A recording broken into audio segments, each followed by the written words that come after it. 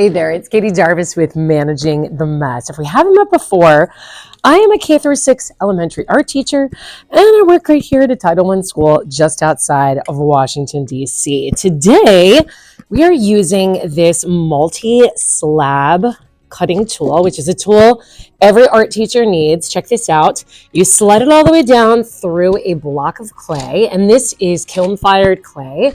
This is a red clay, so it starts out kind of like a chocolate brown color, and then it gets almost a terracotta color after it fires.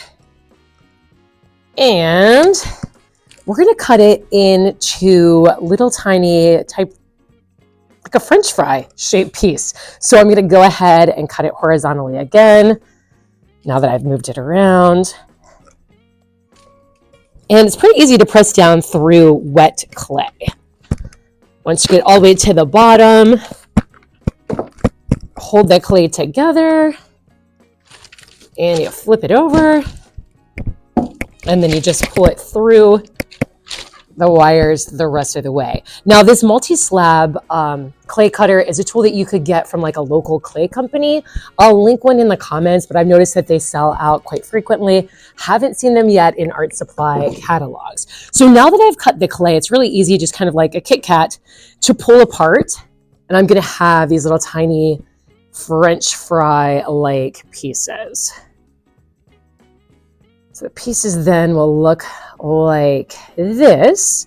And I would just prep those ahead of time and have them in, a lot of times I use dish pans from the Dollar Tree. So I'd get those ready for students before they come in. And then they're going to be using these coils to line the inside of a bowl. And just recently, I discovered these great bowls. They are from Dixie. They're eco-smart bowls, so they're 100% recycled, and they work great for this project. So you don't need any saran wrap or anything like that. They just pop right out when they're leather hard. So that means if you do these in the morning with a class, by the afternoon, you stay after school, they will pop right out. Or if you do it like first thing the next morning, you can pop them out. So I have the students' name tags on the bottom of the bowl when they're making it. And when I pop them out in the morning, I scratch in their name. I always put the year. I feel like parents really like that. And I put a little code for their teacher, so I remember what class they're in, and then that helps me get it back to them. When the students are doing the coils, if you don't have one of these multi-slab cutters, I would still use a wire or a piece of string to cut it into a pretty tiny shape like this. It really sped up the process for my students. So the project I'm going to show you, they can do in just one school day, like one class period of an hour.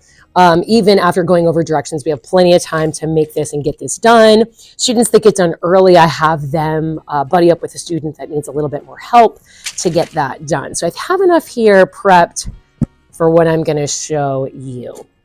What I have the students do when they are beginning to do these coils then is to squeeze it out into a hot dog-like shape. Now these are already quite small, so they only have to squeeze them just a little bit. And then they're going to roll them out. And I do recommend that you have students stand up when they're doing the coils. Think about the people that work at the mall at the pretzel stand.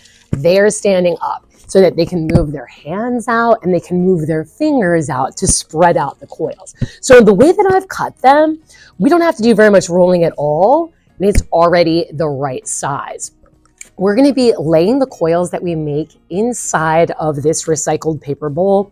And we often will start off by doing a spiral. So just kind of bend it in and then circle it around and then lay this in the bottom of the bowl. And then students can choose from a menu of options or ideas that they have on their own to fill up the bowl. And it's important to teach your students that they're not going to keep like stacking things on top of that cinnamon roll that they made, but they're going to be lining the bowl. So things are going to go around the edges. One of the project is I pre-print student name tag labels. It's something I do to organize all of my art projects. And I label that on the bottom of the bowl before students come in. But you could also have them write their name and their teacher with a pencil on the bottom.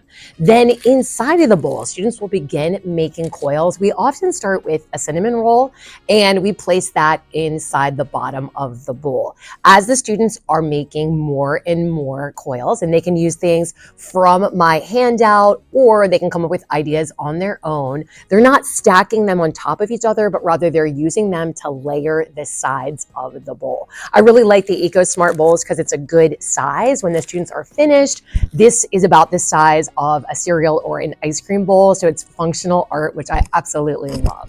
This video is going to have a slightly different format in that I'm going to be showing you the steps of how to do the project, and you're going to see that largely on the screen, and I'm going to be hanging out up in the corner giving you all my art teacher tips and tricks on how to successfully teach this lesson.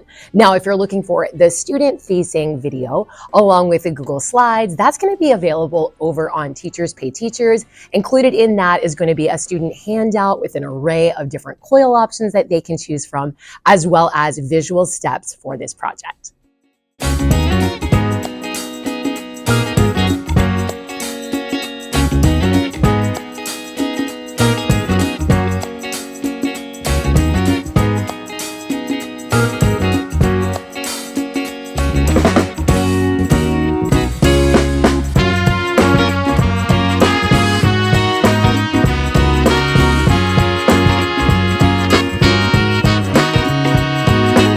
Once the students have fully filled the bowl with all the different coil designs that they choose, they're going to make a giant coil, and that's going to go all the way around the rim of the bowl. For my students, we used several of the smaller size coils that I cut to create this, and we talked about how we needed to make it so long that it goes all the way around the bowl. It's not allowed to go halfway and be a C and then get connected with another like letter C, because that could be a weak point in the bowl. That it does need to be a coil that's completely the size of the top of the bowl.